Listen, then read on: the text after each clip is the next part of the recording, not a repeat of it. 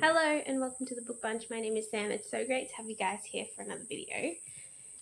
Today we are going to be reviewing the first half of the Little House on the Prairie series. It's almost exactly half because there's 7 books and I am 3.5 books in.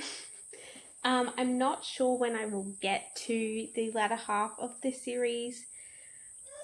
I would recommend not holding your breath because honestly, I think I need to get back into some fantasy after this, just because, yeah, it's good, but it is somewhat repetitive, and so I think I just need to mix it up for a little bit and then revisit the latter half of the series so that my opinion of it is not tainted by a bit of boredom from that repetition, if that makes any sense. So I had never read this series before. I went into it mostly blind. My mother-in-law recommended it to me strongly. She loves this series. She reads it to her kids at school because she's a teacher. And so I didn't really know much about it until it was brought to my attention via her. And then even then it's taken me a little while to get to this series. I will say the only thing I don't really like, but I still think it's important, is obviously the racial stuff that is in this series, in terms of the colonials and the Native Americans. I do think it's important though that we don't erase that from books and from stuff that kids would be reading, as long as it comes with the right education, of course. So if I was to read this to my kids when they are older, I think I would turn it into a bit of a history lesson, rather than leaving it completely up to them to make their minds about. Just because it's obviously important to note the differences in people's viewpoints back then, because the mother is very against the Native Americans and doesn't want anything to do with them and is happy to see them wiped out, which is a real shame. And you can tell it comes from fear. Like, it is a fear thing that has been stoked in her, and I think that is a real shame. But that was a real viewpoint back then. And again, it makes me sad that they ever got to that point, but it happened, and I think it's important to remember that so that it doesn't happen again. I also did, though, like to see the perspective of the dad and of Laura, whether or not they were actually like nice people or if they were not nice people, rather than what they looked like. So I thought it was very interesting that not everyone had that point of view back then of what the mother took on. I don't know much about American history, really. It's not something that's taught here in Australia. I know like basic stuff, but most of what I know comes from media, unfortunately. So yes, I think I would want to turn it into more of an education moment than just, oh, look at this cool family who's got this cool country life kind of thing. Because that's why my mother-in-law likes it. She really likes it for the old world feel that it's got, of like, you make your own food and you fend for yourself and you live a simple life, right? And I do like that. There is obviously a strong appeal there for that. But I do think it's important to recognize some of those more serious notes that are in it as well.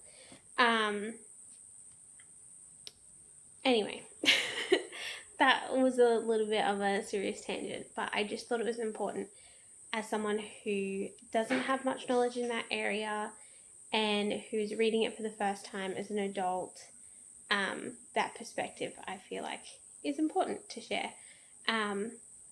But the actual story, how am I liking it so far? So I really did like Little House in the Big Woods. I actually think this one was my favorite so far. Probably just because I do like the woodland feel more so than the prairie feel, which is funny because it's Little House on the Prairie. But I really did enjoy the first one. I thought it was really, really good. I also liked her, I don't know, her perspective a bit better when she was younger, to as she's getting older. There's kind of moments that I like, moments I don't like. Little House on the Prairie, didn't mind. Nothing stood out to me about this one. I didn't realize actually that this story, because it's called Little House on the Prairie, I thought once they got to the prairie they were going to stay there. I didn't realize that they basically move in almost every book. So yeah, that was funny to me and took me by surprise a little bit, but I didn't, like, it was fine.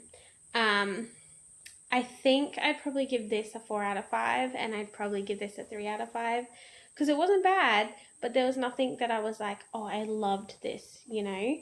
And again, maybe it's because the boredom started to creep in a little bit, just because it is a little bit out of my wheelhouse, this genre.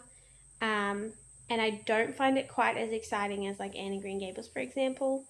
But I don't know, maybe that's just me. On the Banks of Plum Creek was quite good. I did like that, like, they as a family moved closer to a town, and so there was this outside interaction more of like them going to school and them having to navigate other people. And I did like Laura's drama that she had with the shopkeeper's daughter. I thought that was kind of funny. It kept this book interesting for me, because yeah, it was a bit different to just like, oh, their food failed and all the rest of it, which does happen in this, unfortunately. But yeah, it was just a different dynamic, which I liked. And then By the Shores of Silver Lake, I have not finished this one. I'm about halfway through. But welcome back. But I am enjoying this one. Obviously, I've not finished it yet. I will take a break from it before I do finish it, just so that I'm extra interested. Yeah, so I do like that there is kind of higher stakes in this one, because they are obviously so far from like established civilization. I also like that there is this kind of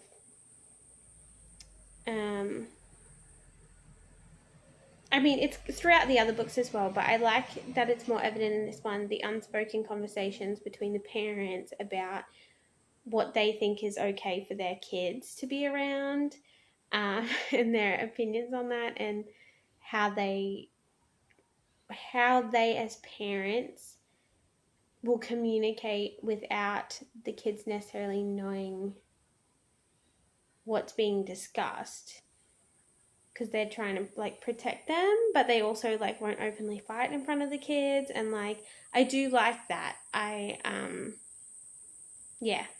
like that they keep the serious stuff not away from the kids, but just that like they keep what they can away, and like it's not just unnecessary arguments or fights or whatever in front of the kids. Like, they know that they can have this conversation at a different time.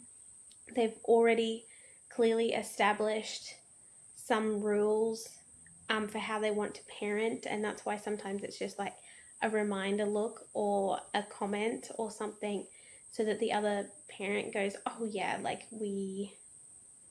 I need to be careful with what I say around them now that they're at a certain age and stuff like that. I do like that.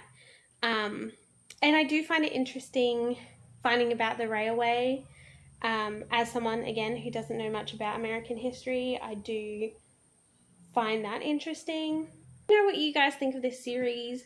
I do hope for a little bit of romance towards the end as she gets older, just because that would be cute. But if it doesn't happen, it doesn't happen. Though based on like the cover of the last book, These Happy Golden Years, it does look like maybe there's a husband there or boyfriend or something. So yeah, I'm interested to see what happens. I'm also interested to see read the next book, which is The Long Winter, because that just sounds really interesting. Obviously, they're going to have trials in that space. Oh, and also, what happens to Laura's sister is so sad. I didn't know that was a possibility. When people get sick and like the different illnesses and stuff, so that was like really shocking, actually, to find out that would happen to people. And yeah, Laura having to kind of step up in a way that she wouldn't have had to otherwise. I don't know.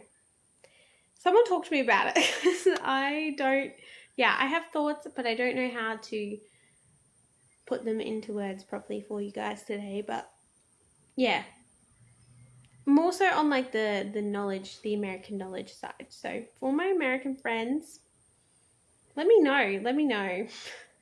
What did you guys learn about all of this stuff at school? And like, I don't know, what are your thoughts on it, I guess, of what happened and how your country was established? Because like that's obviously a big topic here in Australia, especially at the moment, in terms of our own history. And so I'm very interested to know what you guys think about your history. Anyway, this was a bit of a different video to normal. Hopefully you guys will forgive me if you didn't find it your cup of tea, but I will see you guys in the next video. It is going to be fantasy related. I've already read one fantasy book this week, so I will continue, read a couple more and then bring you another video. Yeah, I've got thoughts because it's another controversial one when it comes to whether or not I would consider it clean, and the author is a Christian, or claims, like, she puts God in her acknowledgement, so I'm assuming that means she's a Christian.